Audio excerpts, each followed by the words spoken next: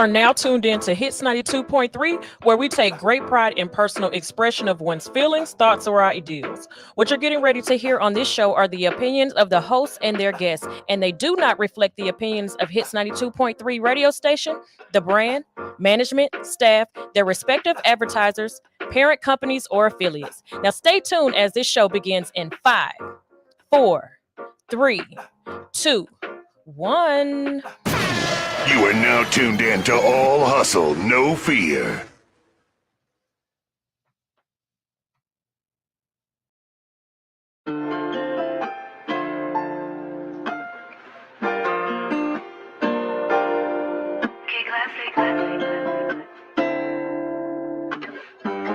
Braxton go crazy. Hold me down, love, my love, and I will follow you to the moon and the stars above. Make it rain and shower you with my love, my love, my love, my love. Tell me, Lord, will you be around when I'm feeling low, when my heart is hurting? Cast another stone, and uplift the burden. At times I'm not for certain. Deep down inside my soul, I'm searching. Feeling like I'm worth it. Trying to paint the picture perfect. Been so much pain inside, it's hard to mind and I try. Holding on and hanging in, with tears in my eyes. Look at me, love, look what your love has done to me. Feeling like I'm over the edge. Feeling like I'm incomplete. Feeling like I'm in too deep. Feeling like I just can't take it. Feeling like I'm trying to keep it open, looking, trying to catch the break. Feeling like I'm going down, deep with a splash and then I drown. Feeling like can't get enough. Feeling like I had enough. What do we do with hustle go? Hustle go when they turn to stone. The feeling when we crash and burn. Do we stay in love or do I love a dirt? Hold me down, love, my love, and I will follow you to the moon and the stars above. Make it rain and shower you with my love, my love, my love, my love. Love me, baby, give me love, for better or for worse. I've been going through some things and deep inside the pain it hurts. Know the feeling of being down, looking up to see the ground. Trying my best to stay composed, feeling like I'm lost and I can't be found. Living day by day to see mama smile. Send me love in the name of love, no giving up, no giving in. Can I call when I'm feeling down and I need a friend? Can I depend? I've been turned on with shoulders cold, trying to make it through this rocky road. But the fuck is love when I feel alone? On a freight train, run away love, I ain't love. My heart you stole it, broke it, deep for the night, my kryptonite. Hearts of men trying to make it right. Hearts of love, we can fight or flight, popping out my heart just to clean my soul. Pop it up, I still pissing out depression. Could it be love? I've been neglect. Love say I'm nothing left with no affection. What do we do with hustle go? Hustle go when they turn to stone. The feeling when we crash and burn. Do we stay in love or do I love a dirt? Hold me down, love, my love, and I will follow you to the moon and the stars above. Make it rain and shower you with my love, my love, my love, my love. Hold me down, love, my love, and I will follow you to the moon and the stars above. Make it rain and shower you with my love, my love, my love, my love.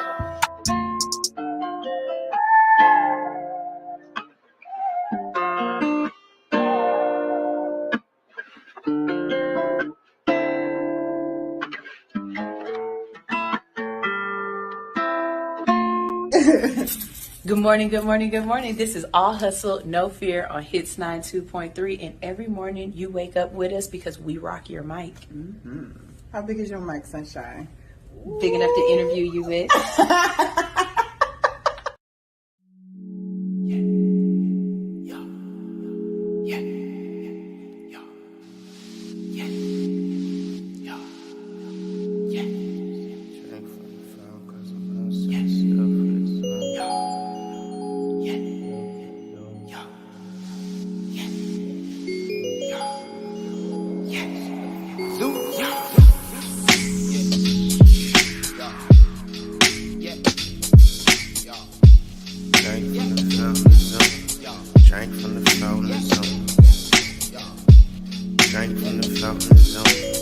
Drink from the fountain.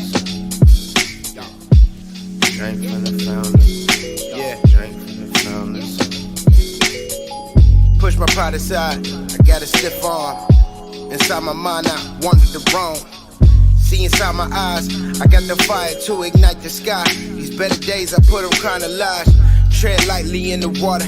I could've drowned trying to chase waves in the dolphins. Gotta make way through the shade to the garden. Like for me, a bunch of dope plays, then exhaustion. Drink from the water. Drink from the water.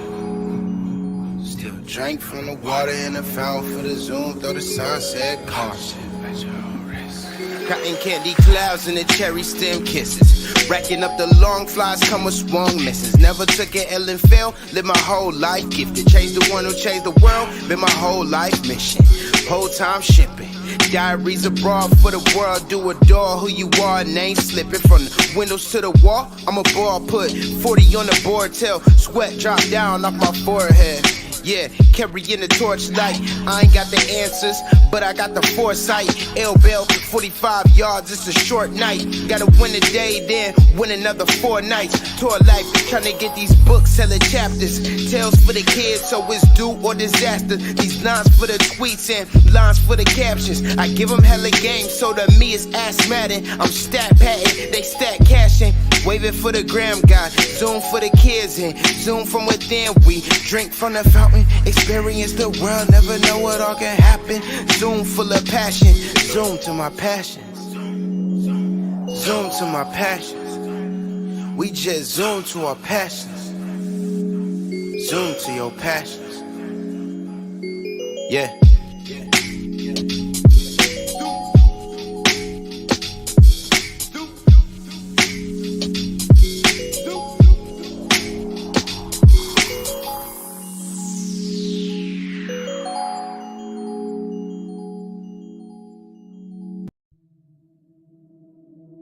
I just want to run my business and do ratchet shit with my friends, and that's it. That's it. That's it. You are now tuned in to All Hustle and No Fear with your girl, the Hood Unicorn. Come on, let's go. Back against the wall, last name against the ropes. Middle finger stretched, if you thinking it's a joke, tell my friend I'm about to blow, about to blow, about to blow, about to blow, about to blow, about to blow, about to blow.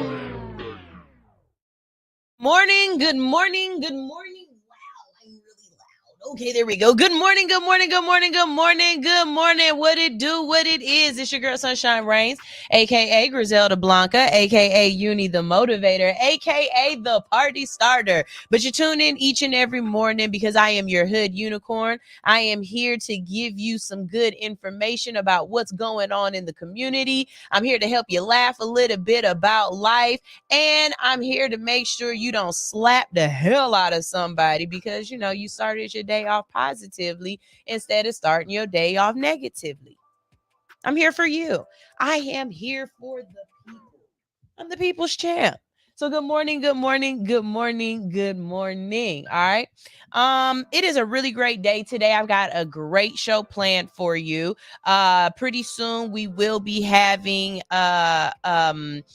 a young lady out of Tennessee, out of Knoxville, Tennessee, joining us. Her name is Constance Every, and I've showed you a couple of videos on her, and I've talked about her before, but I was able to get in contact with her, and she's going to come on and she's going to talk to us about her run for mayor of Knoxville, Tennessee. So y'all make sure y'all stay tuned for that today. I'm super excited.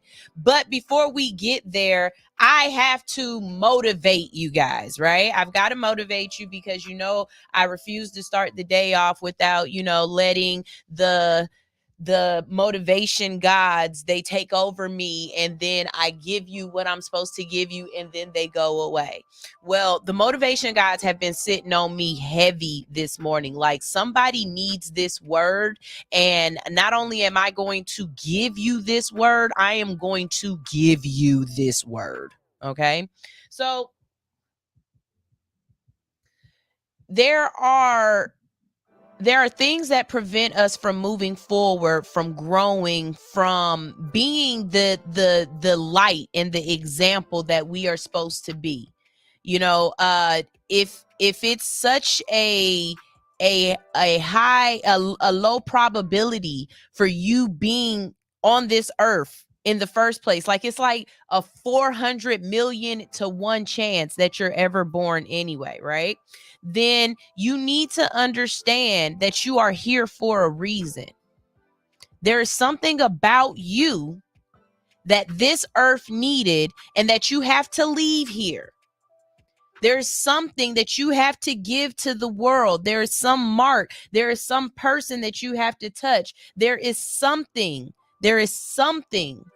that you were put here for. But a lot of us allow fear to stop us from achieving the greatness that's inside of us.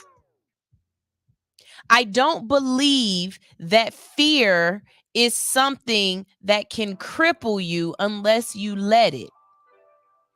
But I do believe that fear is among the top reasons why you've never reached the heights that you deserve to reach.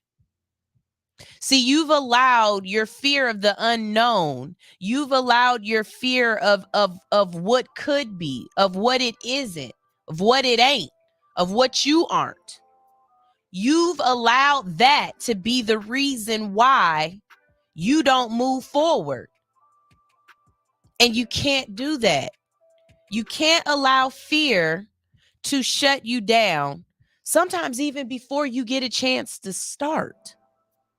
You can't do that, people. And I was asked once in an interview, how did you become the type of person that just don't care, that you are authentically yourself, whether it looks good or not, whether you're wrong or right, you are just the person that you are. How do you do that? And that question has stuck with me for so long because I've had to ask myself, how did I get here? And there are these core memories that stand out where someone challenged who I am. And I had to make a choice of whether or not I would allow my fear of not being accepted, my fear of not fitting in, my fear of being different, if I was going to allow that stop me from being the person that I was most comfortable with. That's the question you have to ask when you're asking yourself, am I being who I want to be? Are you allowing somebody else's thought of what you're supposed to be become a fear of you not being exactly who you are? And in those moments in my life where that happened, I was able to fight that fear and understand that your idea of me is not a reflection. That's who you think I'm supposed to be. But me, I am going to be the person that I want to be, and that I am going to make that inner child happy. That person inside of me that wants to look up to someone, I want to be the person that I look up to. Me in 10 years is who I'm trying to be right now. Not anybody else, because I can't run their race. And I haven't had their experiences. I've only had mine. So me in 20 years, that's who I want to be. Whoever that person is, because I know that I'm not going to allow fear to stop that person from blossoming. Now, I went through a breakup a long time ago, and I had to refine myself because in that relationship, I became who that person thought I was supposed to be. I became their reflection, and I lost sight of who Sunshine was, what made Sunshine the person that she is. So I had to find myself. And in finding myself, I find myself in words. I find myself in literature and poetry, in quotes. And so I found this quote that I'm going to read to you guys right now. And I hung it up on my wall that as soon as I got up out of bed, it was the very first thing I had to look at. And I read this every single day until it became so a part of me that unconsciously I was still walking in this quote. So I'm going to read this quote to you today, and I hope you hear the parts of the quote that I heard that I needed. This quote is by Marianne Williamson. And if you don't know who she is, she was Oprah's therapist. She also ran for president a few years ago. She didn't get too far, but she did run. And a lot of times people recite this quote and they take out some of the most deepest parts of the quote because it talks about God. A lot of times people will attribute this quote to Nelson Mandela. But this quote is from Return to Love, and it's a book written by Marianne Williamson, and it's called Our Deepest Fear. Our deepest fear is not that we are inadequate. Our deepest fear is that we are powerful beyond measure. It is our light, not our darkness, that most frightens us. We ask ourselves, who am I to be brilliant, gorgeous, fabulous? Actually, who are you not to be? You are a child of God. Your playing small does not serve the world. There is nothing enlightened about shrinking so that people around you won't feel insecure. We are born to make manifest the glory of God that is within us. And it's not just in some of us, it's in everyone. As we let our own light shine, we consciously give other people permission to do the same. As we are liberated from our own fear, our presence automatically liberates others. So when you ask me, how is it that I am able to be the person that I am, to walk in the light the way that I do? How am I able to go after my dreams and my biggest desires? It's because I know that me shining my light gives you a reason to shine your light. I know that me being small does not serve the world in the way that God put me on this earth with the intention that he put in me. Do not allow your fears to stop you from growing and being the biggest, best that you can be. You're not running anyone else's race but yours. And your desire to be great, there's nothing wrong with that. Your desire to make change, your desire to bring joy, that deep desire that you have within you, there is nothing wrong with that. That is what God put you here for. So allow it, grow in it, become it. There's another quote that I stand by that I absolutely love, and it's from a movie with Will Smith. And it's that movie where him and his son, After Earth or something like that, but it's very deep, and it's about fear as well. And it says, fear is not real. The only place that fear can exist is in our thoughts of the future. It is a product of our imagination, causing us to fear things that do not at present and may never exist. And that's near insanity. What it's basically saying is most times we are afraid of things that we have created in our mind. As of right now, it does not exist. It is not an issue. It's in the future. I'm not worried about the future because I'm not there yet. I am not afraid of what I can do because I am not there yet. I'm just trying to do it. And I'll cross whatever bridge I got to cross when I get there. Don't let fear slow you down. Don't let it stop you. All right? Y'all got that? That's all I got. That's all I got. But I'm happy y'all are here today. I'm happy somebody got this word. I'm happy somebody understood what needed to be said. All right. So with that being said, family, I believe she's close by. I see her in the chat. As soon as she gets a chance to come up, we'll go ahead and we'll get this conversation started with her. Let me go ahead and bring her in though. Thank you. Somebody said I was deep. Y'all know they be attacking me, and I give you what they tell me to give you. So y'all know how I feel about politics. I feel one that we as crack babies, you know how I call us, these folks born in the 80s, and we're getting to this age where we need to pay attention to what's going on in our community. And not only do we need to pay attention to what's going on in our community, we need them conversations we having at the barbershop, them conversations that we having amongst our people where we talking about the things that we don't like. We need to start having these conversations out loud.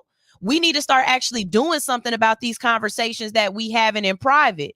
See, y'all feeling in private that you don't like what's going on, but you're not getting out in public and speaking out against it. You're not allowing your time to be the influence. You're not allowing your vote to be the influence. And one more of y'all tell me that you don't vote, but you got a problem with what you see going on in the community. I don't want to hear it, because your voice hasn't been allowed to be heard because you not doing nothing with it. We see what's going on in our community, and we need more people who are willing to stand up and not be afraid. It's not about what you don't know. It's not about the education you don't have. It's not about the fact that you're not a politician. You are a person. If you remember what this United States was founded on, it was founded on people wanting to volunteer their time to the people. Being a politician wasn't a political career. It wasn't a career. That's something that's happening now because we have so much money behind it. But what it was it was people saying, look, we need to be able to speak up for the people. And it needs to be a couple of people that can have a louder voice, but they represent what they see in the streets. They represent the people. All over these United States, we got people that are stepping up and showing out, and they're not getting the voice or the platform that they deserve to be heard. And one thing about All Hustle, No Fear is I want to be that platform, y'all. And to do that, I got to reach out to these people. So I told y'all about Constance, right? And we're going to talk to her today, but I got two more people on my radar. Y'all remember a couple months ago where I told y'all about that young man? He's the youngest mayor ever. He's not old enough to drink, right? My dad, y'all know my dad is a mayor up in Ohio where he lives, right? So my dad was saying that he's going to be at a conference, and my dad is so excited to meet this young man. So now y'all know I got to go find him and get him on the show. I got to see if he got time for me. And then there's this man that is going up against Ted Cruz. Y'all already know I think Teddy is crazy. Okay. And not to mention later on this week, we're going to talk about Florida. But we got somebody in the building. I think she's ready. And pull her up. I'm going to pull her up. Yep. You ready? Hello there, Constance. How are you doing? Grand Rising. Much for having me on the show this morning. How you doing? You look gorgeous. That sun is beaming on you today. Thank you so much. It's actually really cloudy, so I'm just going to take credit for the natural light that we're getting. Oh, yeah. No, I see that melanin is popping. Them locks is looking locking. I mean, you looking good, queen. Hey. What's up? Thank you so much. I appreciate that. Definitely. So people, let me tell you a little bit about Constance and give her a nice little introduction. You can find her information at TN4, the number 4. That's TN, the number 4, every, EVERY, and the number 1.com. Okay. She says she's running for office because she believes it's time for the government that understands the loyalty to the people. Constance understands the struggles of working Americans as her upbringing and a background is based out of a home of working class parents. And as a native in Knoxville, Tennessee, she knows all too well about having a two-parent household that face hardships to make ends meet. Constance is a military vet. Because I'm not about to read through all of this, y'all. I was thinking it, but I'm not about to read through all of this. She's a military vet, and the things that Constance is standing on, because I want y'all to hear this from her as well, and I'm gonna give her a chance to talk about it. Hold on, it's not pulling up. There we go. The things that she's standing on for the community, my computer, is infrastructure, environment, economy, healthcare, criminal justice, good gun sense, education, and housing. Okay, Constance, as I've been reading up a little bit more on you and Googling you and searching you and watching videos that you've been in, I want to first say that you are the epitome of no fear. Yeah. Thank you for your service, first of all. My first question to you is, as a vet and knowing the that underlining thing that you know as a vet about the government, about United States, about what we doing somewhere else and everything else, does that play into why you want to be in politics? I believe it's a yes and no answer there. First off, can y'all hear me pretty good? Am I coming in well? Am I coming in solid? Yeah. Strong? Oh yeah. No, you're good. You're nice and strong. Cool. Okay. Yeah. I think it's a yes and no to that question. Of course, my service was in Afghanistan, and when I was in Afghanistan, of course, we saw where we were dealing with a civilian war, where it was United States military versus Afghanistan civilians. And of course, as in any country with any of its local demographic, its population, its home front, its homeland people, anytime a foreign policy is coming in and telling you you're getting ready to lay down or get down, basically, there's always going to be this given or this understanding of natural resistance to be approached with that. And so for me, that was the first red flag. We're not even fighting another military. We're fighting civilians who are saying they want to keep their way of life. And no, they don't want the American culture and way of life imposed upon them. Then the second factor is that there's a lot of melanated people over there, believe it or not. People may not know that, but Afghanistan has people just as dark as me and you and darker than me and you. And so, of course, as psychologically, that is a struggle in itself, right? Because like you highlighted before, us knowing our own history of America, how America has treated melanated people historically, abroad and in America. Of course, I'm not about to participate in you all destroying another melanated group or demographic in another part of the country or another part of the world. And then the third factor was, of course, yes, additionally to that, dealing with the psychological shock and trauma of who we were fighting and what we were fighting. Even more importantly, finding out the truth of what we were quote unquote fighting for. And it was really capitalistic agenda, especially from our political, congressional and senator. I'm talking about the federal government level. There was a lot of their contracting companies that were on ground that we were assigned to protect. So we wasn't even actually even doing real warfare, like, oh, we're fighting your country or our country based on. Y'all was security guards. We were security guards, real tall, high infiltrated, high cost security guards, exactly what we wear.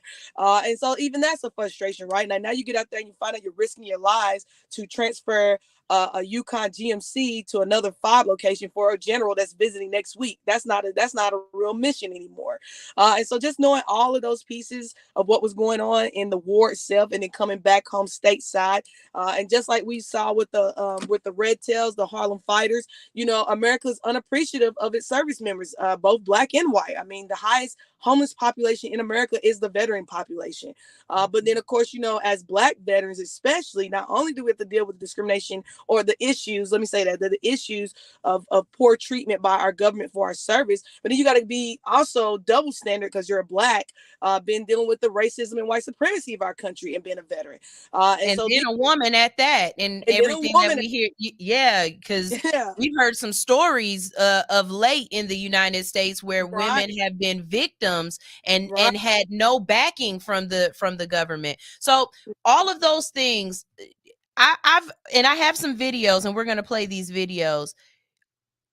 Your passion, your delivery, your no nonsense about the issues is what made me watch like really just watch you. You know what I mean? Because you were just so like you was on their ass, folk, and I love it. And I really love that. You know what I mean? Because you were giving them your authentic, I'm tired of this. Like this doesn't make any sense. What was the moment for you as a civilian where you said, no, okay, now I got to cross over from being someone that protects us, you know, from foreign outside, well, at least what you thought was a foreign out, that's what you thought you was going to go do, right? But what made you go from feeling like you wanted to, because you obviously have a protective nature about you, to saying, okay, I need to protect my people here at home from the people who ain't trying to do what we need them to do? What was it for you? What was that moment? I think it was coming home from service and then being retired as a disabled combat veteran and receiving disability ratings, but not compensated. And that forced me into homelessness for 4 years in my own city, in my own home state, like I said, in my own country that I just served. And then, of course, getting into the homeless demographic and really being a member of that population. And then just seeing the misconceptions there, how, you know, people think that, oh, homeless is nothing but a bunch of drug addicts. And that's not true. It's a lot of people that's been pushed out of their homes due to affordability. It's a lot of people that do have mental health and mental illness. And then, of course, the drugs are there, but the drugs are coping mechanisms. They are escapisms. These are ways that people relieve themselves of the depression, of the harsh realities of their circumstance situations. And then, of course, as being someone who served in the military, knowing that our country has money. Like, I know America got money for days at that. Or if we ain't got it, we definitely have a way to find it and print it and create it when it is necessary. And so realizing that piece, and then realizing that, you know, data even shows that there are more poor people than there are rich people. And so realizing, hey, we need to galvanize here. We need to collectively come together as poor people, especially poor Black people, and say, you know what, we're sick and tired of this. We are the Aboriginal people. Our ancestors are the creators and the builders of this country. Like, literally, there is no America without the chattel slavery being a part of it, because that is how we got here. Our ancestors literally built this country brick by brick, as they say. And so just realizing that, you know, there was no reason or excuse, as you've already highlighted, no nonsense for our conditions. And yes, began to champion that call, because I felt like as a veteran, I knew more than anybody about our system itself personally. Like, I literally have worked for the federal government inside and out. So I knew our government well. And then, of course, having that knowledge and that understanding and the voice, more importantly, realizing that I had to do diligence. I had to answer a calling. A calling was placed upon my life. And I answered that calling and accepted that calling. And it unfolded to where now I'm sitting on your show and having an intel conversation about how I literally got here and what is the driving forces behind my need of advocacy. Activism is what we're talking about here. And it has been a Black woman in America as a veteran that has been pushed into some of the lowest forms of life, which is homelessness itself, and finding a way to become resilient. And even more importantly, determined and ambitious in that moment. Like that's a space where a lot of people can fall off the face of the earth really quick and spiral out of control and never return. But I didn't allow disparity to be my final destination. I chose that disparity would be the launch pad, the groundwork. It is the grassroots space of where I will become Constance Every, the people's voice, versus Constance Every, the do-good soldier, Constance Every, the good Samaritan, the good citizen, doesn't get into trouble, has never been arrested. That kind of Constance was gone. I was like, I'm willing to do whatever is necessary by any means necessary, as our ancestors, Malcolm X, has made it very clear that comes to our necessity of work. And having that kind of background of study of our ancestors and the work they've done, the blueprint they've left us here, I realized we have not completed that. And that I accepted that calling on my life to pick up the torch and carry that mission forward until it is complete, because none of us are free until all of us are free. And that's an MLK quote right there for you, too. Amen. So this is gonna be a very direct question. I like what it like is it about India Kincaid that ruffles your feathers? I'm talking about India getting it from you, and you ain't trying to hide your distaste, your distrust, your absolute disdain for this woman. What is it that she's not doing for Knoxville? Because it's not for you. I know it's not a you thing. It's that you don't see where she's doing what she said she was going to do. Okay. So this is actually a two-part question. My first question is, what is it about India? And then my second question is, I want to ask you a little bit about what you were talking. You talked on something on someone else's podcast, but they didn't catch it and they didn't dive into it like I would have liked them to. But tell me your stance on uncontested races and how you would like to fix and change that. Okay, so part one, India Kincannon. Yes, grind my gears. Okay, yes, absolutely. India Kincannon grinds my gears because she is what I call the typical American politician. Now they are big sellers. Well, first off, first things first. Start first. They get on these party tickets. So she claims to be a Democrat, even though her father was a well-known. Her last name's Kincannon, so I tell you all the time, look up her father. Her father is a well-known Republican, so well-known that he actually held an administrative cabinet position in the George Bush administration era when she was growing up. So first off, I start off by saying, I don't know if India is really a Republican as much she may be, a Democrat as much she may be a Dixiecrat, because, the Republican strongholds, you'll find that they will cross over to the Democratic parties as a way to infiltrate their party loyalty ships and become what I call Dixiecrats, where they try to play the two sides of the fence. And is that why you said that you wouldn't mind running Republican? Yeah, I wouldn't mind running Republican, just the principle of it all, to run against her on her Democrat ticket. Absolutely. Because I was like, now this is a strategic move over here. And I was really pissed because I was like, y'all, wait, you gonna let her pass over the fact that this black woman just said she gonna run Republican and not ask her why? Come on now, y'all missing the good questions. Why would this black woman say, I run Republican? Yeah, well, sure. If I gotta do it, I run Republican. What's up? Yeah. If I had to do it, I would definitely run Republican because I live in a red state. Most of my countywide is a red county.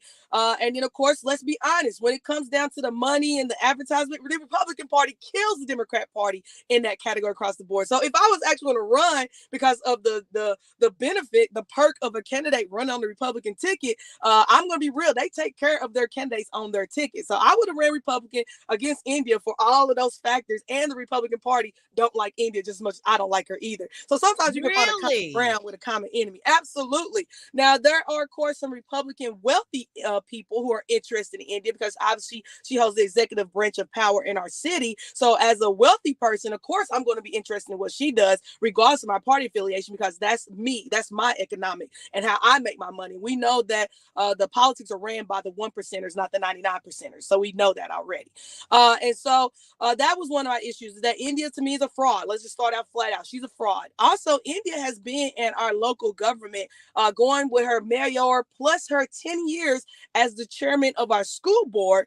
She has a total of 15 years in Knoxville's politic arena, period.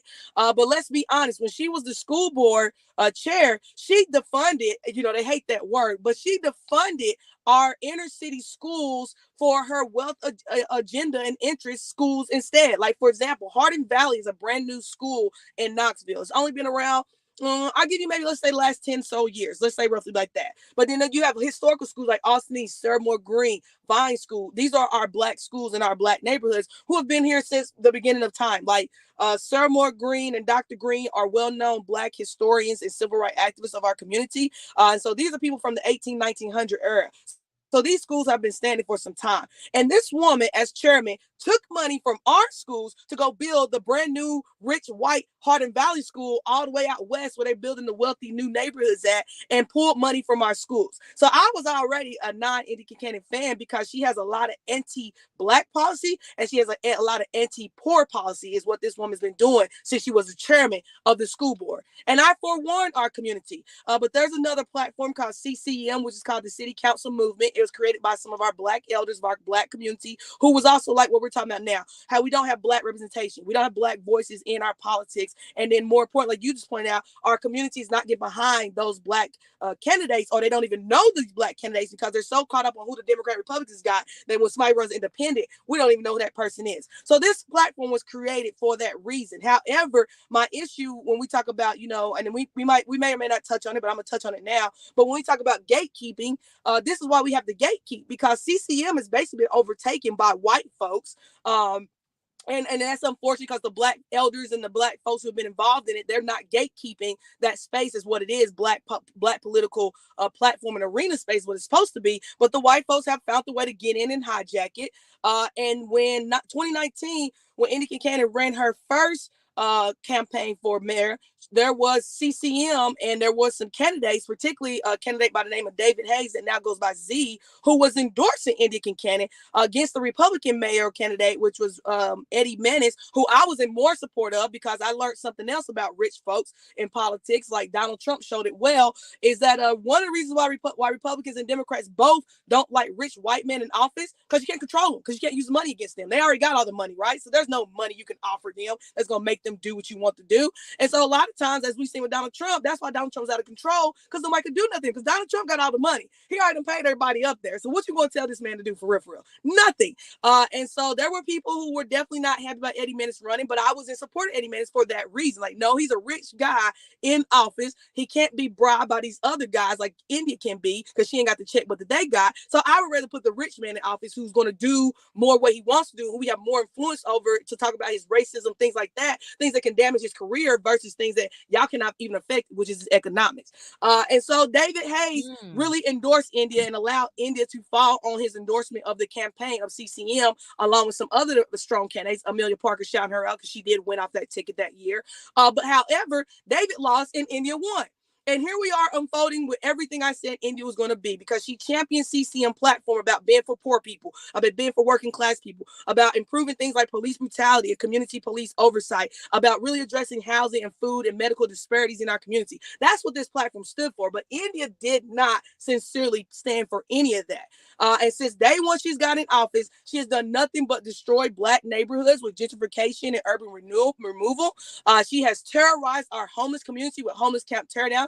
And of course, Tennessee passed homelessness as a felony in our state. So that just gave her more backbone to do what she's doing in our community when it comes to the homeless and terrorizing them.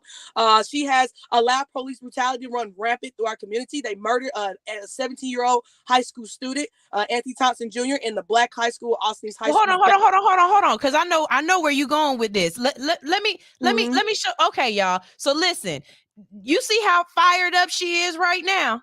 She brings this to the city council meetings. Okay. As a matter of fact, what she's saying right here, what she's talking about right here, is why I started paying attention to her. Listen to her at the city council meeting. Go in. Here we go. 5 minutes. Go ahead. My name is Constance, Knoxville, Tennessee, 37914. Hey, Knoxville, check this out. Lisa Edwards was a preventable death. It never had to happen. Because if we were proactive, I've been here a long time, said do your job many times, but if we were proactive, starting all the way back to Anthony Thompson Jr., this is for you too, white moderate, because you're tone deaf. Because if you were paying attention, we could have prevented Lisa Edwards. When Anthony Thompson Jr. happened, he was a high schooler in a bathroom that was approached by 4 officers with a ranking officer, Stanley Cash, a lieutenant, who approached the bathroom to so-called, quote-unquote, disarm him. However, the multiple rows of options that were present, you failed to choose every last one, including his mother, who is an employee of the Knox County school system, to simply walk him out. Instead, what happens, Officer Claybo goes in there, gun happy, and fires off several shots, shooting his own co-worker and shooting Anthony Thompson Jr. Here's my favorite part. When you talk about giving care, they don't know how to do that. Because Anthony Thompson Jr. has been shot. And what does Stanley Cash do? He doesn't call the 911. He doesn't radio in immediate medical care. He puts handcuffs on Anthony Thompson Jr.'s body and goes to the sink and washes the child blood off of his hands. Do you see how Lisa Edwards is starting to develop itself? Let's go a little farther. The body counts. Let's not forget, we fought India for those body counts. We made her commit on her last campaign to do it. And then Amelia, myself, and Z, and Rick Roach, and many others stood here for a year after that commitment and demanded those body cameras continue to come through. Mind you, they chose the cheapest ones that was available. We saw 3 different ones. There was one that was really good, great quality, and given I'm a taxpayer for my tax dollars, I wanted the best thing, but you gave us the cheapest version. However, we'll go forward. Those body cameras also called Trinity Clark being sexually assaulted. They also called Robert Bailey with the supposed tail light / headlight that was never ever actually out or broken or busted. So probable cause has already failed this standard. But we've seen before how the conflicting coroner reports where the hospital said he died of a heart attack, yet Charm Allen said he died of a drug overdose. Are you seeing how Lisa Edwards continues to happen? And so now we fast forward where we get the full body cam. We seeing once again, yes, the hospital and Knoxville Police Department are responsible. But again, this is a breakdown of system. The healthcare system is garbage. The justice system is garbage. Police immunity still exists, which allows this type of behavior to continue. When Amelia Parker tried to pass the zero tolerance policy, when Daniels was in the school board trying to do the memorandum agreement, what happened? Oh, the rubber stamp happened. So when you ask these people to do their job, I hate to tell you, young folks, it ain't gonna happen unless the voters make a difference. You must vote different, Knoxville. You have to. Look at the failures. Indica Cannon is up for re-election right now. So if you put her back, then you're accepting the standard that she's shown us. All she cares about is rich, white men, wealthy agenda. As far as homeless people, I didn't see her come down and shake your hand, but I did watch her shake these men in suits' hands.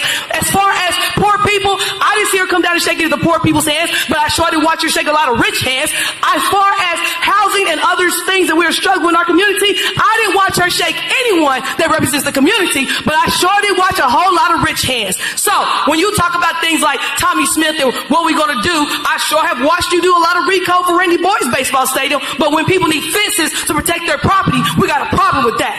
That is why I am running Knoxville. It is a must that we talk about the issues. While India talks about baseball parks, I'm going to be talking about homelessness. While she talks about speed bumps and sidewalks, I'm going to be talking about affordable housing. While she talks about whatever wealthy agenda like the pedestrian walkway, I'm going to be talking about this police department and New Orleans Police Department finest, the most corrupted police department in the world, a lawyer as well who took a job down here, and we still don't know how he got hired in the first place. We will be talking about how he needs to be fired immediately from his job, and I don't care what he goes get to get his job back. He will not be the police chief of Knoxville under my administration nor my command. Hey Gwen, when you gonna speak up for the black people? I watched Seema, I watched Amelia, you didn't say a word. Oh, that's because you're too busy helping rich men take over property instead of addressing things like that guy from the Greyhound bus station that was stuffed in the closet that the same police department and the district attorney have deemed as an unsuspicious death.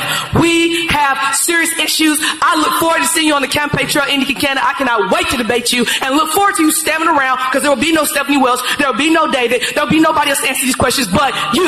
Looking forward to it. 2023, Knoxville, get ready. Constance Every, the mayor is coming through. I yield my time. Next person signed up to speak is Adala Hussein. Mr. Hussein.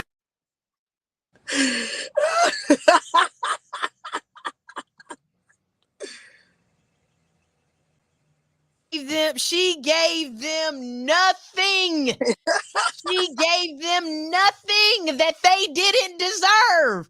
Right. Everything that they got, they deserved it. Okay. So look, I've got some rapid fire questions, starting with the first one that we didn't get to yet. And I just, camera. Y'all can hear me though, right? We can hear you. We just okay. Hold on. I'm my own engineer. So give me 2 seconds, y'all. Hold on.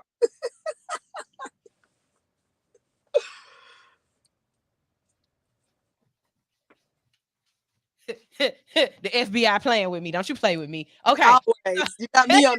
I know that.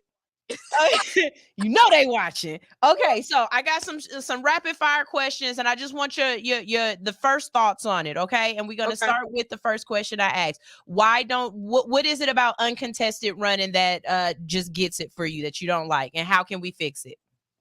Uncontested running is bogus. It's not fair to the voters. It's not fair to the election process. It's not fair to this country's democracy. We are supposed to have a competition for a seat that is supposed to be representative of the people's time, people's business, and people's money.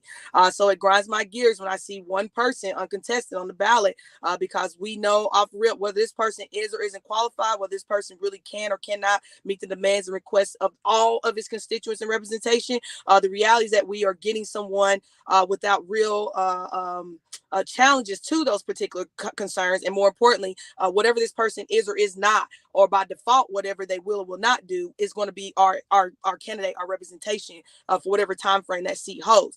And to fix that, I think that it should just be a flat out requirement that if it is not if there is not at least 2 contestants running the race, I'm not for sure how we got to word this, but we got to get away where at least minimum 2 people are required to run in a race, or that seat is somehow defaulted off for a runoff seat automatically, or something of that nature. But I don't know how we're going to get there, but I do know it's a problem. We need to start figuring out how we are going to overcome these uncontested races. What places do you see doing community policing correctly, and who would you want to model Tennessee after, Knoxville after? So I don't like the word policing. I was reading an article recently actually about this, and I agree. I agree with this, that the word police alone has its own stipulations and other factors to it. And so I think the proper word now is that we need to find a way to provide better community safety or public safety. And so therefore, when I look at those particular models, I like what I see down in the Philadelphia area with some of their violence interruption programming. I like Dade, Miami County, what they have done with some of their violence interruption options. Brooklyn, New York has a very good violence interruption program. In some parts of LA, in the Oakland and Compton area, they have some really good violence interruption programs. And the key thing about it is that that's just the thing. They're not policing their communities. They're offering safety to their communities. I know some of y'all are a fan of the Chi. I'm sure y'all seen on the Chi where they had their version of a violence interruption up and running, where they were calling to the church, and the church was sending out violence interrupters to interrupt the situation, whatever that may be. And of course, these type of models have great success and failures to it too. I hate to say there is quote unquote no perfect model or one size fits all type model. I think that there's a dynamic of multiple models, and depending on your area and your community's issue around gun violence, we can see how to approach that. For Knoxville, for example, one of the biggest issues for us and for all the communities that we're talking about, poverty is still a rooted issue in all of these. And then the second factor, when you have poverty, especially in Knoxville, our community also lacks youth enrichment. We don't have anywhere for our kids to go. And so I know for a fact those are 2 key centerpieces when you talk about community safety, public safety, and what does that look like for various communities and violence interruption. These 2 things, I think, on the government side have to be addressed immediately to make the work easier for the violence interruption and the folks in the grassroots trench work, doing the boots on ground work as we speak.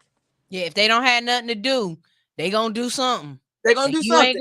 You ain't gonna like what they figure out. You know exactly. what I'm saying? So, as mayor, how would you allocate funds differently than the incumbent? Oh yeah, total reallotment of the budget. I mean, one, I wouldn't be putting $114 million into a baseball stadium by the 4th richest man in the state of Tennessee, who can afford to pay for that out of his own pocket. No, taxpayer dollars should be used to benefit the public, and whatever that looks like for public benefit. Maybe I ain't watched sports in a long time, but Tennessee got a baseball team.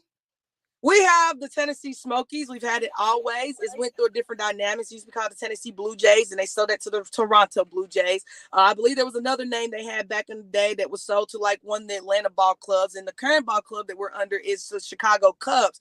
But let's also keep it real. Baseball is a dying sport in America. It used to be the number 1 sport, and now it's one of the more lower ranking sports. I believe actually even golf finishes higher in sports ratings than baseball does. Don't hold me to that. We have to Google that fact, but I believe golf might actually have more ratings than baseball. So it's a dying sport on top of that. So that's one of the things, as well as the fact, the issue I also have is that now that we're in the mayor race, and of course, housing has been a huge issue for our community. India all suddenly was able to slap up. I think she's been bragging about, she said she put together almost 536 homes in like the last year or so. Well, my whole thing for India is that, okay, if you would have been doing that from day one, do you know how many houses you would have had up instead of 536? You could have been coming in bragging and saying you have about 5,000 new homes up, which will make a major dent in our homeless, because any given day, any given week, any given month in Knoxville, we have about 10,000 homeless people roaming our streets as we speak. So she could have cut in half in just one term of her office if she was serious about housing, actually got housing under control by 50% if she would have been serious about it. So of course, I'm going to allot more funding towards housing. We need to readdress recoding, which is a key part of how housing also took an impact in our community, because recode allowed for certain developers and certain finance companies and teams teams better come in and make these type of deals in our community in the first place. So we have to look at recoding altogether. And I think we have a video of you talking about that.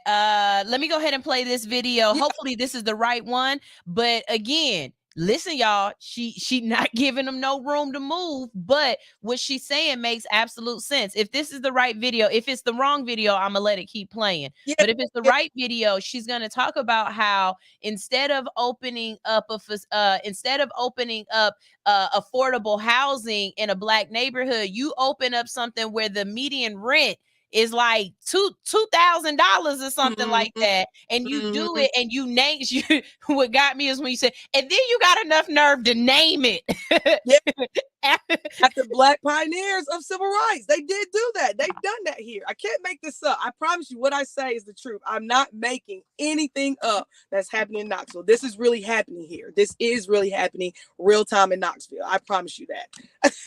So let's go ahead and play this. Before we do, we got a couple of comments. Teacher Nitra said, "Oh my God, it's her. She's amazing." And Queen Unique said, "Her energy and passion is everything." All right. All right. So here's the video. Here we go with Constance Every going after the council again. Here we go. Is Constance Every. Miss Every, you have up to 5 minutes to address council.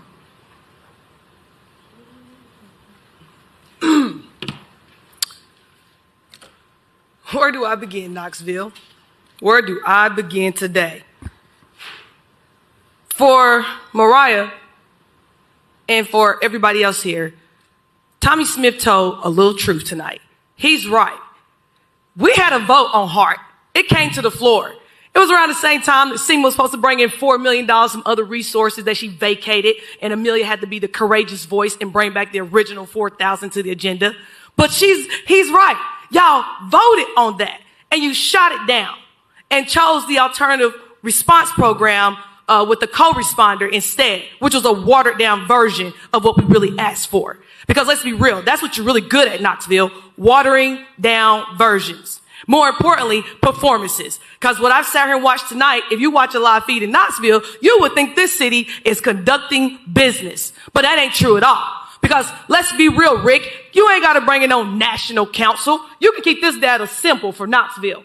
We know for a fact that racism and white supremacy is a key part of the discrimination of housing in Knoxville, especially when you look at Black communities. I am just blown away by the Black faces of white supremacy who thought it was appropriate to let stolen Black land be built with condominiums that start at $2,500 a month in front of the Black neighborhoods that they are removing and erasing right now, and then had the audacity to name it after pioneer civil rights leaders of Yardley and Delaney. How more insane and psychotic, more importantly sociopathic can you be? Like, be for real, like the Renee Kesslers and the Gwen McKenzies and the LaKenya Middlebrooks and the Denzel Grants and the Charles Lomaxes and the Urban League. Hey, guess where Phyllis Nichols work at now? She left Urban League and she works for Randy Boyd Enterprises now. Come on, y'all. Let's be for real what's going on in Knoxville. Hey, Tommy Smith, real quick, another knowledgeable tip for you.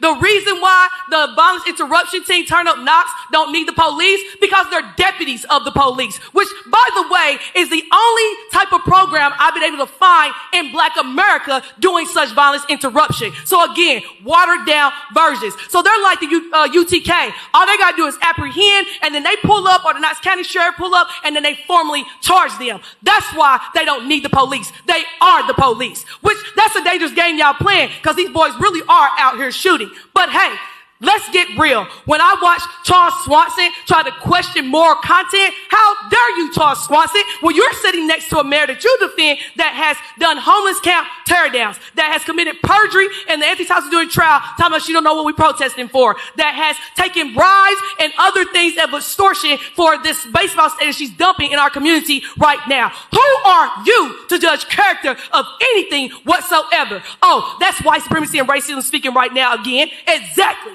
And so this is why Knoxville, for everybody that came to this podium and begged on your knees and cried for help and mercy, the answer is voting. vote Constance Every and say it with your chest out loud. Y'all acting like this woman actually has stronghold. You got the leverage. You got the say so. You got the juice. You have her ropes. She's the one that's going to need you in the long run. How dare you all come here and beg her for anything when you have the power, literally. I cannot say it enough. Vote for Constance Every. That is a solution, unless you want to keep up putting up with the nonsense and the blackface and white supremacy who is destroying and literally killing us all. Justice for Lisa Edwards. Justice for Anthony Thompson Jr. Justice for Robert Bailey. Justice for every single person in this community who has been waiting and crying and asking and begging you all to give us justice while you're more concerned about how you're going to help these rich white people like Randy Boyd get more richer. I yield my time. Vote for me. Councilmember.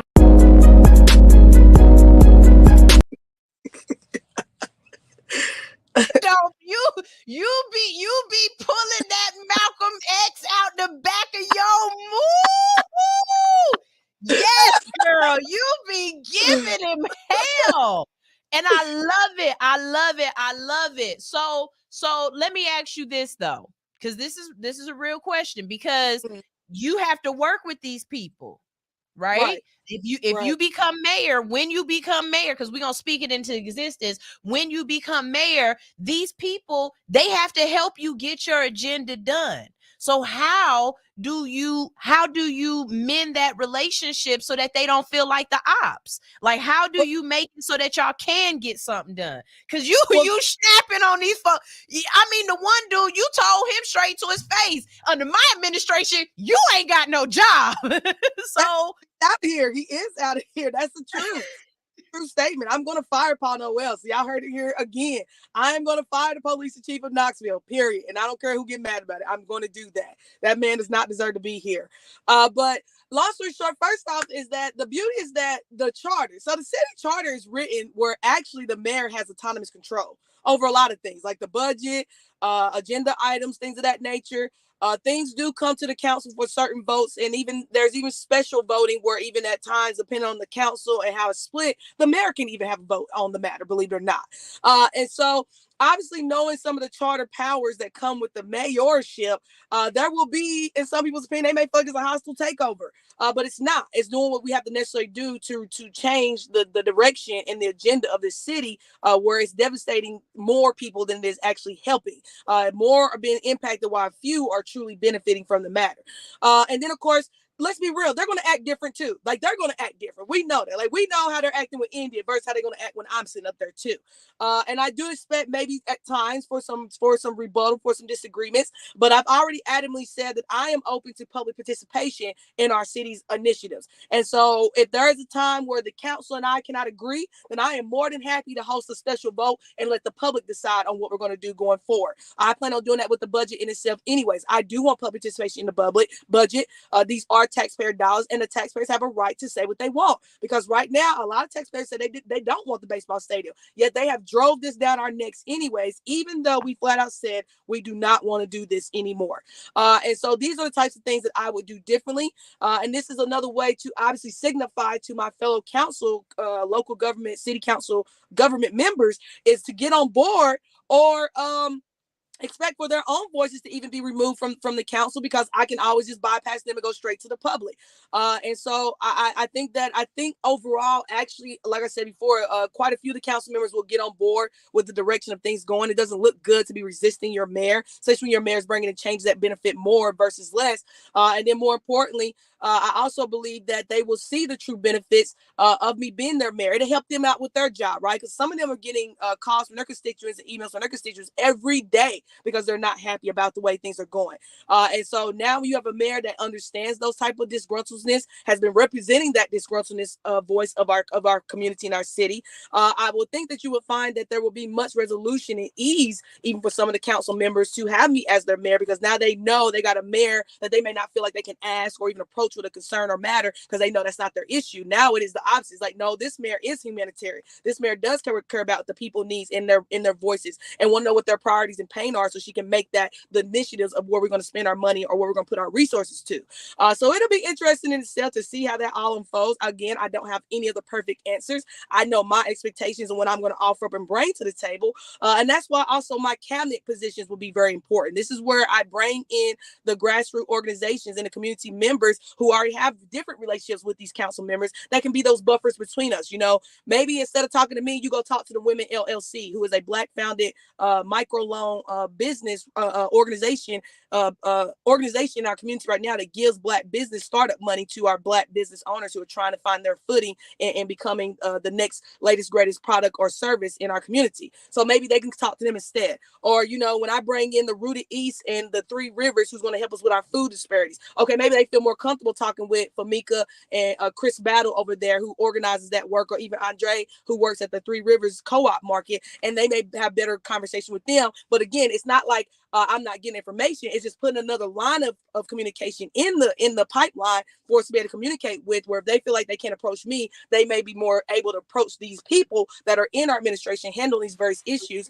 So when it comes up in their communities or their constituent spaces, they know who to talk to. They ain't got to always come to Constance. They may be able to go to somebody else. And that may be another way that we can make it all work for ourselves as well, too, by me placing some of those buffers in places where people feel more comfortable to communicate with this person versus me.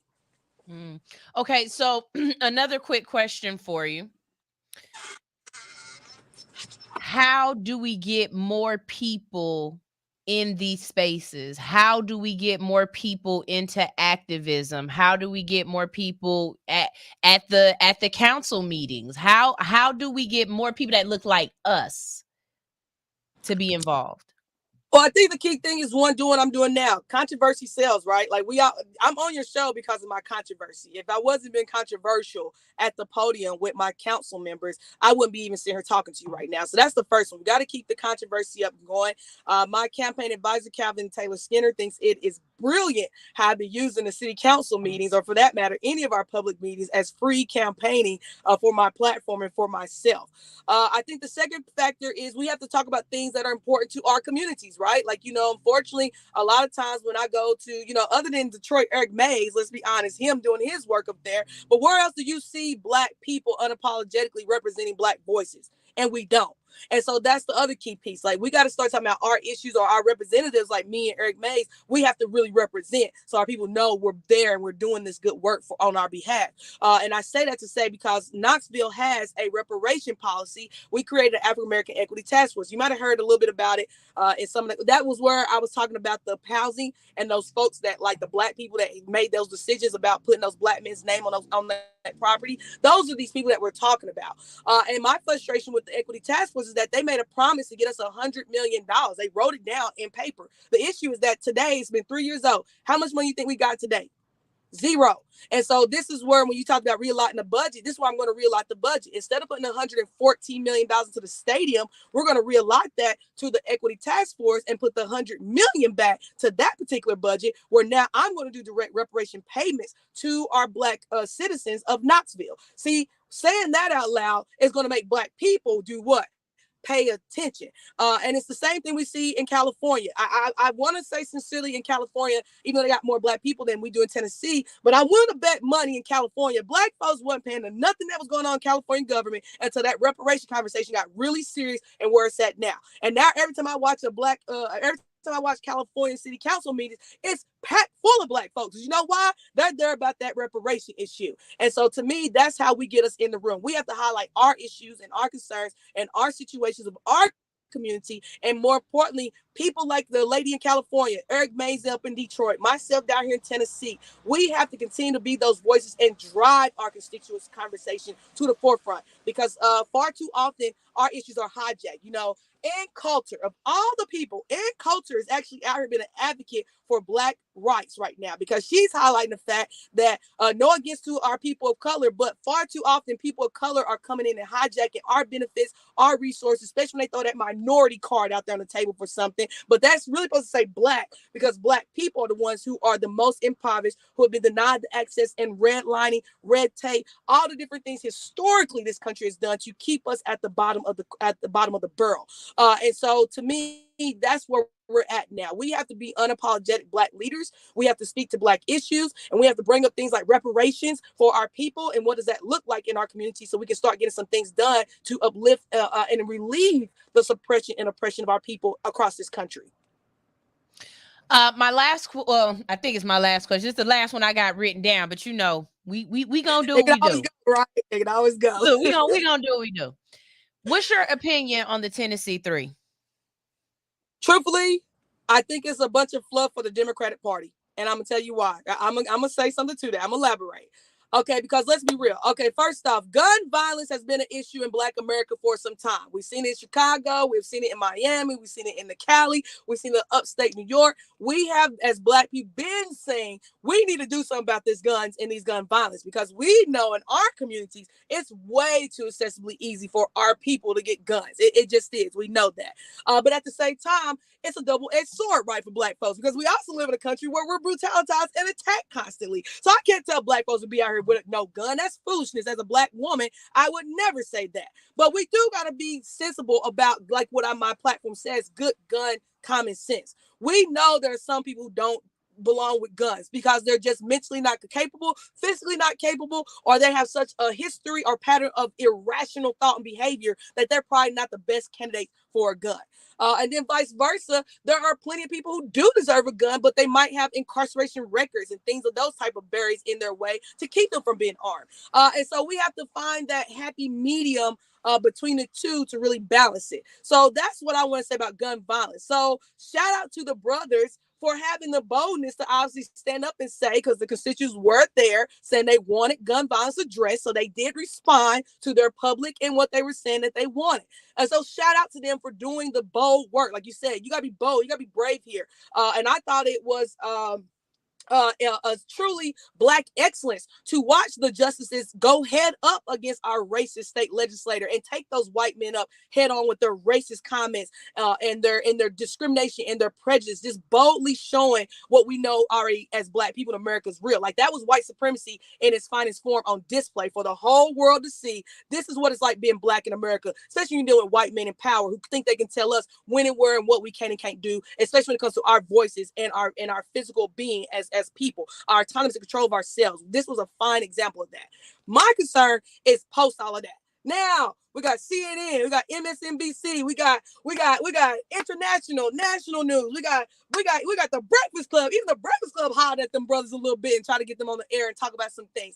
And for me, when the Breakfast Club interview particularly highlighted, that's why I like that interview the best. Why I'm going to harp on it, because Justin Pearson did that interview. Justin Jones did not. But what I thought the Breakfast Club did well was say, hey, brothers, y'all were Black men though still. And what we're not seeing from you all is Black issues coming out.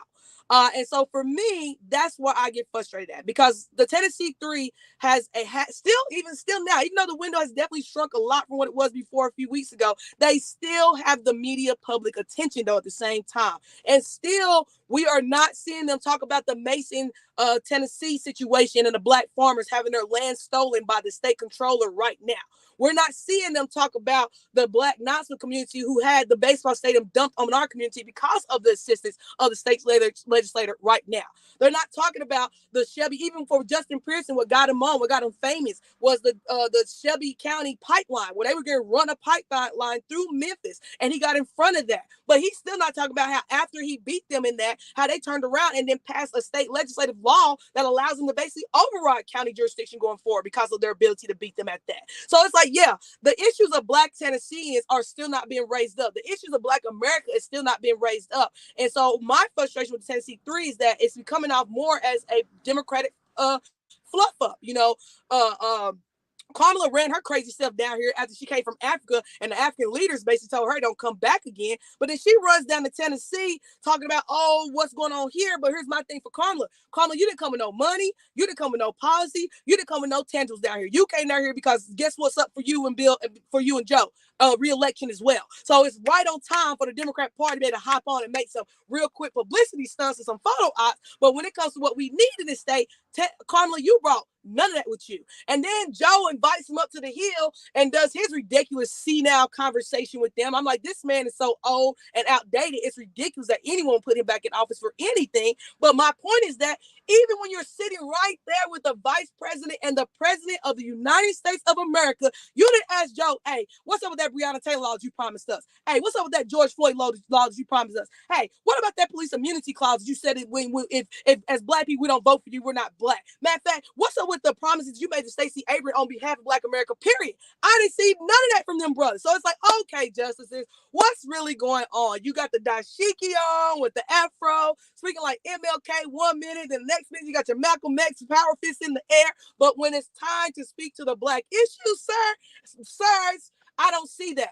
And then let's be real, Gloria has been able to piggyback off a black issue, right? Like she claims to be a supporter of struggle. She claims to be someone who is an ally to black causes and black issues. Yet right here in Knoxville, where Gloria is my representation of the Tennessee Three, she has not spoken up on our poverty factor. She has not spoken up on the gentrification of our community. She has not spoken up when they murdered Anthony Thompson Jr. She didn't spoken up when they killed the poor white lady, Lisa Edwards. So I have a problem with the optics of what you all are trying to sell to the national and international media versus here in our own home state for justices and Gloria, where we know y'all very well because y'all are our people in our state, and we're not seeing the real conversations around the real issues and why the Tennessee Three even became famous. They became famous because our racist legislator kicked them black men out for speaking up on gun violence. That's how we got here. And the fact that y'all had the opportunity to use that and you didn't is beyond my frustration. And let me throw this last piece in.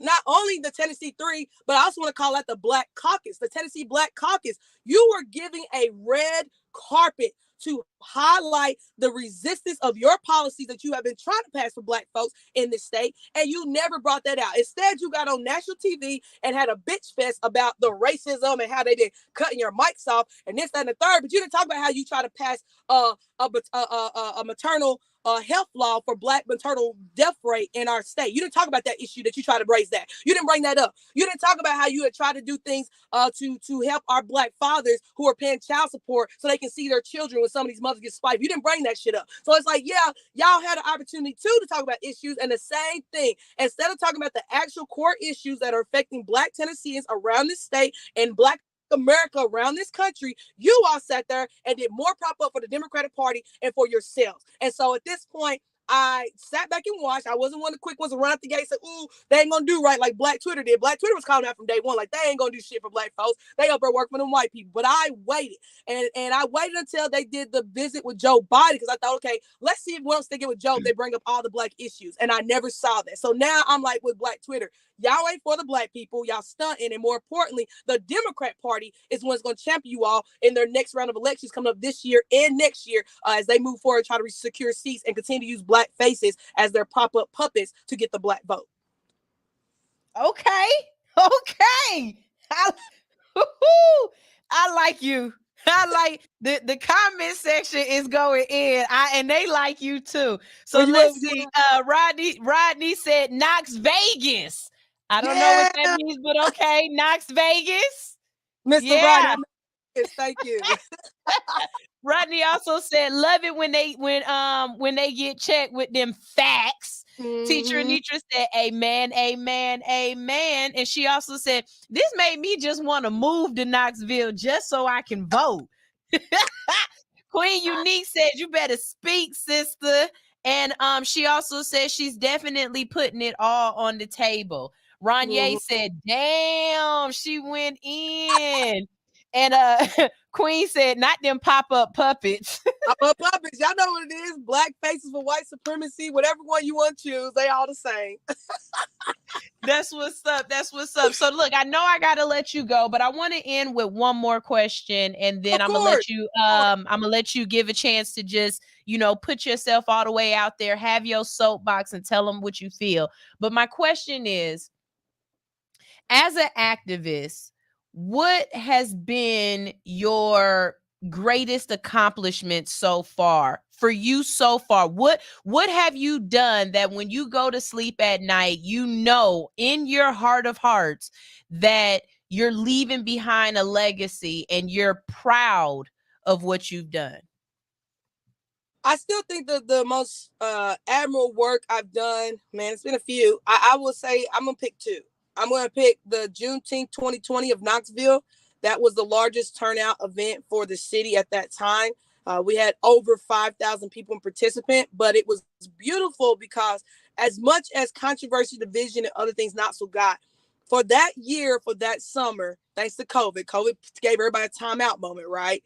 But for that year, for that summer, I saw the Knoxville we could be. I saw it with my own eyes. It was people of all types of different demographics, race, ethnicities, religions, culture, etc. But everybody came together under this one understanding, was that we have issues, and our Black and brown brothers and sisters particularly are the most devastated demographic in our community. And so let's put our indifferences and our issues to the side to uplift these people first, because we know when these people win, we're all winning. And I thought it was so beautiful to watch a city that definitely has issues with racism for so many white folks to come out and put that to the back burner, to share with those racist white folks that there are anti-racist white folks present too, and just to show those type of numbers to the public. So that's the first one. I'm gonna take that 2020 Juneteenth. That was the Knoxville that I know we can be. I saw it. I literally saw, as MLK said, I went to the mountaintop of Knoxville and I saw the Knoxville we could be in that 2020 Juneteenth. The second one is Anthony Thompson Jr. Because Anthony Thompson Jr. is a real script out of how Knoxville moves around this city. How this story originally starts, I'll never forget April 12th, 2021. I'll never forget that day, because the first story we were told was that there was an active shooter in Austin East High School, and that Officer Wilson, the officer who got shot, he was the hero cop. That's how they sold it. They started out selling us this hero narrative cop. Indy Kincannon included was on the scene, and they even went to the hospital, made a whole live broadcasting statement right there at the hospital. She had visited Officer Wilson. He was in good health, and how he was a hero for saving the day of those children.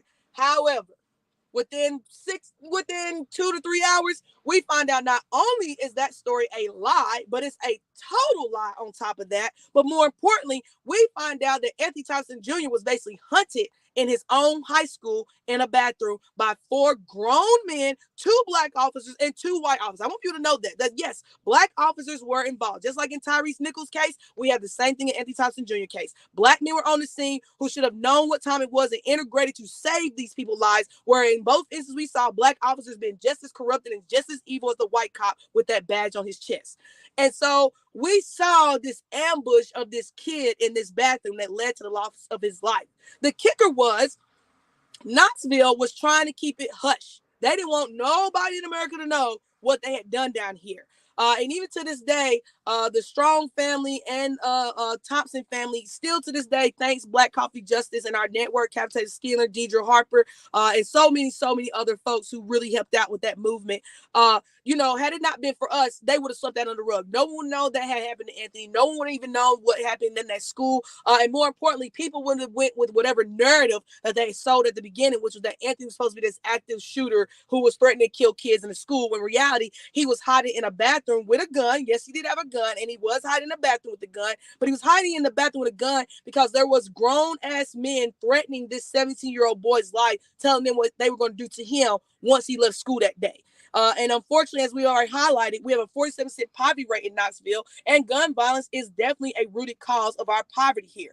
So in Knoxville, if someone tells you that they're going to shoot you, you might take it very serious in our city, because that's really happening here in our city. People really are getting shot over almost anything and everything you can name. I mean, people get shot over arguments on, as you already know, we know this happens, but this really happening. I was like, people really are getting shot over arguments on Facebook.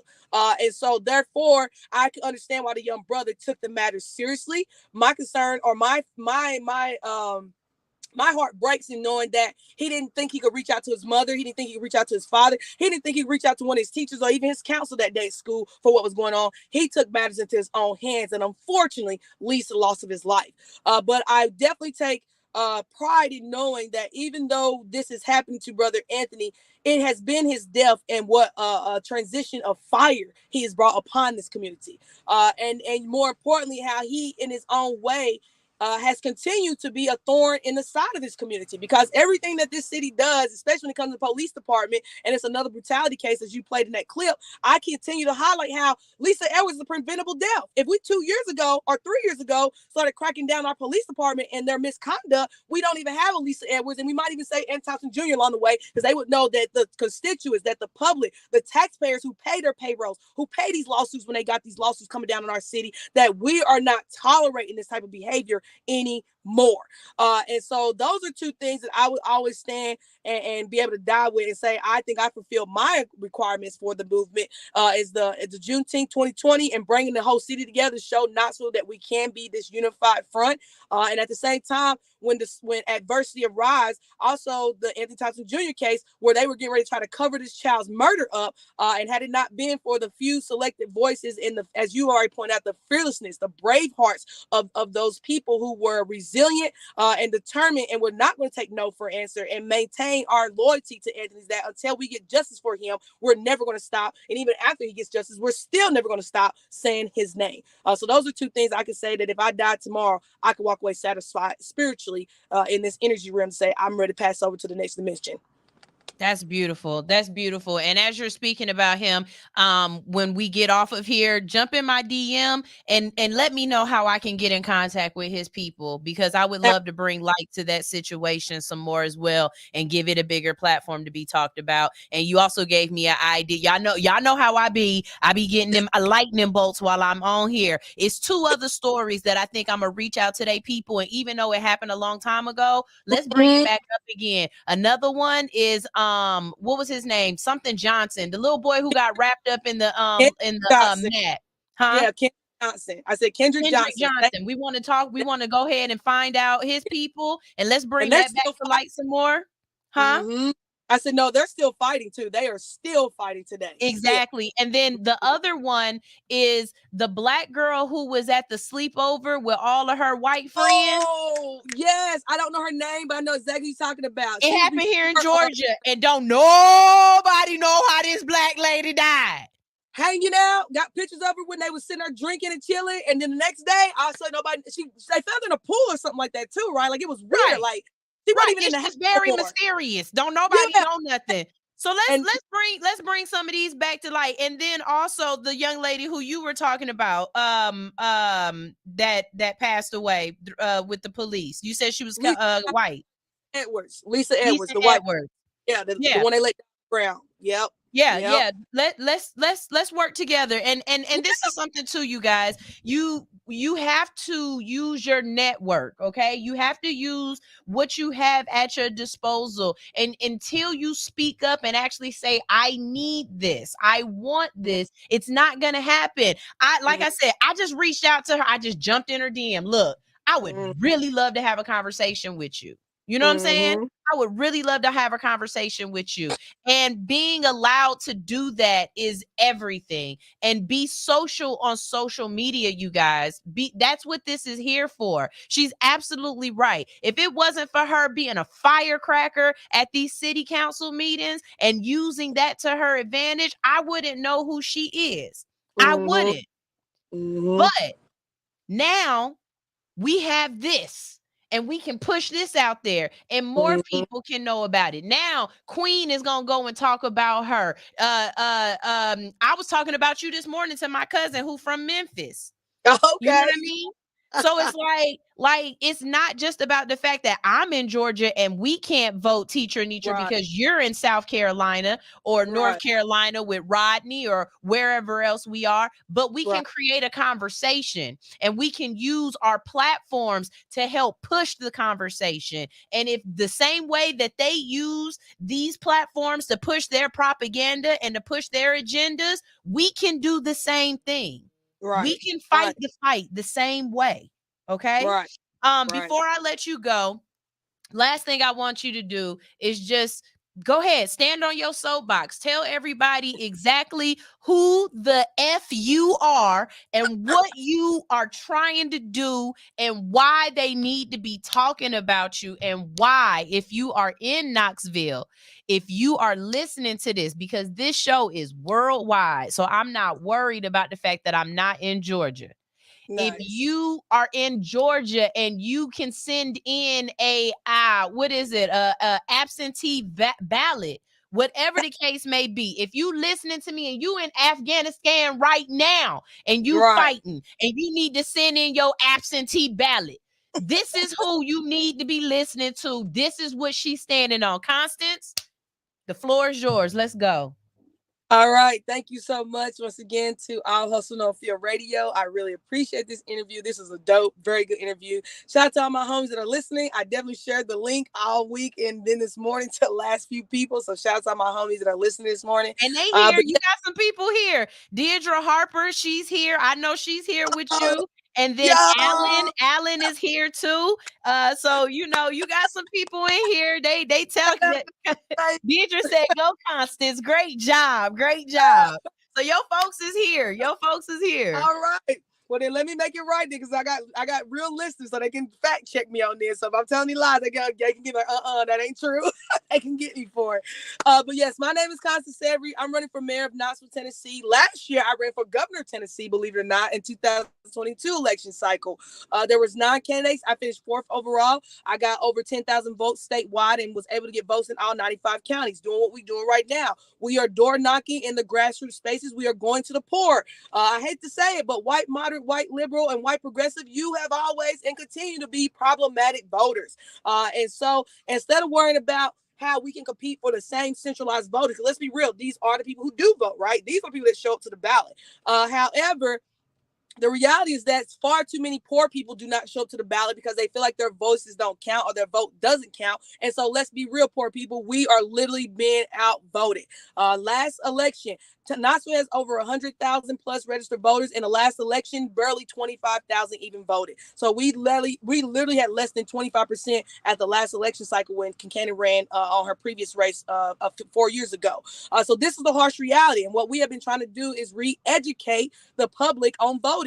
The reason why the 20 people are deciding for the 100 people what's going to happen, because that's why it's happening, because 20 people are showing up out of the 100 to vote. And so even though the 80 may not like what the 20 chose, the problem is that you didn't vote. So you let the 20 decide for the 80 and the rest of y'all was going to happen. And so in Knoxville, if we don't want that to continue, then first thing we got to do is get that vote up. So I'm right here with homies. Like she said, y'all got to get out here and vote. I'm going to bring the drama. I'm going to make sure we have the controversy. I'm going to put Indy and all the rest of the council members that's on the election ballot with me this year on blast on Front Street and get them stuttering, stammering around. But at the end of the day, if you don't vote, then what's the point of me even doing all of that? It was pointless, literally. So we got to get the vote up. As you all know, my priorities are the poor people priorities, because that's what's impacting the 47% poverty rate of the Black demographic right here in Knoxville. We need youth enrichment. We have none. We need to focus on our housing. It is a crisis. We need to address our food and medical deserts. This is what makes quality of life important for any area. If you don't have it, then guess what? Quality of life probably really sucks. So we have to address that. We need to improve our public transportation, and more importantly, we need to move our public transportation to green energy renewal sources like light railing. It's time. It's well past time. And so we need to bring that back. We can also go to zero waste. Did you know that we can be a compost and a recyclable waste facility right here in our city where trash does not exist anymore? We can literally get rid of trash tomorrow, which, by the way, for all my green folks, that's called reducing your carbon print literally overnight. And so these are the things that I'm willing to offer up, as well as the fact public participation in our budget. Like I said before, We don't need to be spending our money on wealth-based interests for the fourth richest guy in our state when he can pay for his own land and his own land developments. But more importantly, we even really need to address the land development itself because it is stolen Black land. There used to be a whole business district called the Bottom there, and it's now been removed and erased and depleted. And so those of us who are only here to know this story will know it because once we die off, guess what? Generations moving forward would never know Black people once upon a time was there. And so that's a concern. We have to find a way to really make sure that either A, we give the land back to who it belongs to originally, and they decide to sell to Randy Boyd or anybody else at that point, or B, we need to really make sure we commemorate and more importantly compensate for the loss of the land that was taken from our Black people. And so this is why reparations and equity task force is something we're going to talk about too, how you don't make a false promise of 100 million and then never come up with the money 3 years later. We have to do something about that because we have people hurting that could use that money today, right now. And why are we holding our hands on that? America finds a way to send money out to Ukraine, billions of dollars a year. And yet we got starving children and hungry people and elderly disabled people every day in need of medical services right here. So help us make it make sense. And it's not. And then more importantly, the last but never least, we have to get people that look like us in office. Stop voting for the rich person. They don't care about you because they don't understand you. Like I told you before, you know, I mean, Donald Trump might be the only person that understood when we said we couldn't afford gas because he made it affordable. But everybody else that we have told about our gas affordability doesn't understand it because you know why? They don't pay for gas. They pay for jet fuel. How much is jet fuel? Wow.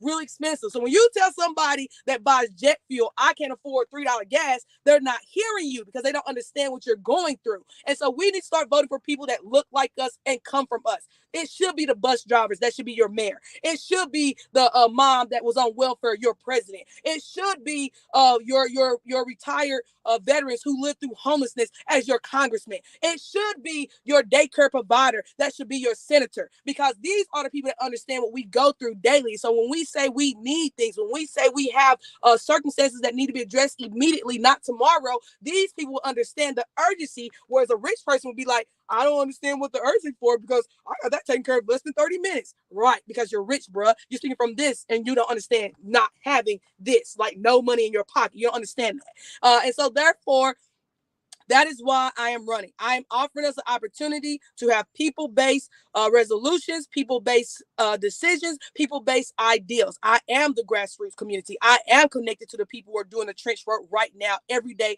with or without the dollars that they need necessary. I am the person who people call when their crises are getting to the point where they don't know where to go to because they don't talk to the lawyer, they don't talk to the district attorney, they don't talk to the judge. And I had to show them the process of how we got to go through the federal chain of command and bring DOJ in to get your circumstance or your situation addressed because we can't depend on our local government to do their job. And so these are all the variety of reasons and factors of why I'm running. But more importantly, I'm also running because I am sick and tired of Black people not having representation. I'm sick and tired of asking rich white men to understand my needs. I'm sick and tired of asking Karens in office to relatably understand as a woman what I'm going through when in reality, even that's a stretch because as a woman, those things are under attack too. And so these are the reasons why I'm running because it is time for Black people to have a voice. It is time for poor people to have a voice. It is time for proper representation of our communities and what we look like and who we look like. And more importantly, it is time for someone who is unapologetic, unfearful, and does not care who feelings get hurt in the process because as long as we have unnecessary and preventable death happening, there is another way and a better way we have to do things. And most importantly, we must do things differently and we must do things better. So that is my spiel for Constance Every running for mayor of Knoxville. You can find us right here as you got already on the chat. Tennessee for everyone. That's TN, the number 4, every EVERY, the number 1.com, where you see my full platform. I have a Black agenda there. I have immigration policy there, and I have foreign policy there. As someone who's been in the military, I don't agree with us putting our money into Ukraine. We're not at war, so for what reason are we putting money over there when we have so many needs right here at home? Our money and our politics need to focus on at home first and let the world really do that. Take care of its damn self. So with that being said, thank you so much. I'll hustle no fear for having me on the show. I really appreciate you guys. And as people said, if you're not in my city, as she's already said, just because you're in Georgia does not mean you can put people on to who's running their community in their state. And the best way to support, especially if you're not in the area, is donate, donate, donate, donate. Because I'm competing for votes, not money. By no means, don't get it twisted. But yard signs do cost money. Bumper stickers do cost money. Hand cards do cost money. Buttons do cost money. And of course, various features and promotional media, those type of things, we don't get it for free. Like in this case, we have to pay money for that. And I'll be real with you. The incumbent mayor has already raised over $100,000 already. So we know who's supporting her. So yes, people, I've always been an advocate and an activist, and I know that people power has always been the most powerful power in the world. And so I'm leaning on people power to win this race. And so if you're not in my area, please donate $1. $1 can go so far. People don't even know that. I mean, if you got 1,000, I'll take it. But if you only got $1, I'll take that. And if you don't got $1, you can always give me a share. And if you don't have a share, and if you live in my community, the best thing you can give me is your vote. I'll take a vote all day over anything else you can offer me. So with that being said, I will close my soapbox out right here. Vote Constance Every. If you're serious about change, if you want to see what real politicians, if you want to see what a real Black politician looks like, then you better put me in office so I can show you and this country. This is how we got to move going forward, or don't vote for them out. Literally, we're not voting for nobody who ain't representing us no more. Literally. I yield my time. I yield my time. Yes. Yes. Yes. Rodney said, wait. Where's the comment? Rodney said, networking is built and it manifests so powerful because I definitely know 5 people that still live in Knoxville. And I'm shooting them a group text right now to tell them who the F to vote for. Thank you, Rodney. I appreciate you, brother. Thank you so much. I love it. You definitely got some followers here. Teacher Nitra says she just followed. We got Allison Rose here. She said that's our hero. Calvin Taylor Skinner said they gonna make sure they come back from the UK to come to Knoxville to vote in person. Okay. I love it. Rodney Watson said episode 532. Another reason why this show is my shit. Right? Right on the real, right on to the real and deaf to the fakers. Amen. Amen. Alan said we need you in Philly. Teacher Anitra is throwing up the yes. And they're giving Deidre some love too. So is Deidre your campaign manager? She is like /campaign/media/ my scheduler / where is Constance when we have these political events? yeah. Okay. Well, look, it takes a team. It takes a team. You got to get your team together. And you know what? You got your team going and you definitely doing a good job. You definitely picking up that steam. You definitely doing some things. Somebody even said they would love to see you get with I can't think of his name right now. What's his name, y'all? The one up in Mays. Yeah, Eric Mays. Somebody said they would love to see you get with Eric Mays and do some. Yep, you should team up with Eric Mays. So get out there, baby. Do what you're doing, and I'll have this video for you to be able to take it and edit and do what you do, and we gonna definitely repost it. And don't stop. Don't stop, And I didn't even get a chance to get in on the governor stuff, but that was on my list to talk to you about that because I was real proud of you with that as well. But I love your fire. I love your passion. I love that you are unapologetic. And I love the fact that no matter what, you bring the conversation back to what the people are putting you in place for. So keep doing what you do. Thank you very much. And I know you got to go ahead and go. I know I said 30 minutes, but Black girls get together and they start talking and 30 minutes be like, but wait. Let me tell you one more thing real quick. No, I appreciate it. I'm grateful for all the time, and I'm grateful that it did go over 30 minutes. I'm glad we got to unpackage a few things here. Because I think you're helping people to continue to answer that question. Who the hell is Constance Every? Where did this little girl come from with all this smoke and this fire for anybody, literally anybody that wants some of it? Anybody can get it. I love it. Anybody can get it. And you keep doing it. So you keep we friends now. Okay. Yeah, we friends. We're friends. So when you come to Georgia, if you come to Atlanta, I expect you to hit me up. You know what I'm saying? I take you. We'll go to brunch. I know the good brunch spot. Yeah, I seen it. You be having your social media. I saw that last brunch you went to, like a trap brunch. Baby, I like mimosas. I like mimosas, okay? I like them. This is So, y'all, we got to get out of here. Y'all already know that coming up next is the Royal Couch Radio Show. After that, we've got 2 B's in the pot. We also got Keeping It Real with Cece. And later on this evening, you get to have all of the church that you need with the Faith 3T show and Winter with a Y. This has been All Hustle, No Fear on Hits 92.3, the real definition of internet radio. And I know I missed all kind of commercials. I know I ain't play y'all no music. I know this was straight talk today. But when we have to do what we have to do, we do what we have to do. And this was a conversation that needed to be had. All right. So I appreciate y'all very much. Thank you for everything. Thank you, Constance. You go ahead and keep doing what you're doing. I'll hit you up later. And everybody else out there, I appreciate y'all for always tuning in. If we've got some new listeners here, let me just let you know, this is what All Hustle, No Fear is about. Not only do I talk about the different things that are going on in the community, I just go ahead and give you my little spin on it. And we have real conversations as if we were right here, sitting here. Okay. So make sure you bring somebody else back. Follow, subscribe, turn on the notification buttons. And if you know somebody that I need to know, somebody I need to network with, somebody that need to be on my radar, somebody that need to be on my show, all you got to do is jump in my DM. I am touchable. Okay. I am social on social media. Of course, you know, you can always hit me up at allhustlenofear.com if you would like to advertise right here on All Hustle No Fear. If you have music and you would like your music played, allhustlenofear.com. And last but not least, if you would like to get an interview, allhustlenofear.com. And then one more. You want to catch old shows? You want to catch behind the scenes? You want to catch, you know, that those extras and stuff like that? Guess where you go? Yes. allhustlenofear.com. That's right. allhustlenofear.com. I'm your girl, the Hood Unicorn. This is All Hustle No Fear. And I feel like we need to play something. You know what? I'm gonna leave y'all with some Londrell. Because it's just the right energy. We're gonna leave out with some good energy. All right.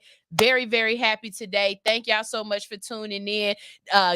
Take the link and share it. I need y'all to share this on y'all page. I need y'all to share this girl's name everywhere. I need to blast this out. We need to make this go viral, okay? Whatever part of the show that really stuck out to you, whatever part really hit your heart, go back and screen record that bad boy and post it. Get it on y'all TikTok. Get it on y'all Instagram. Get it on y'all YouTubes. Get it on y'all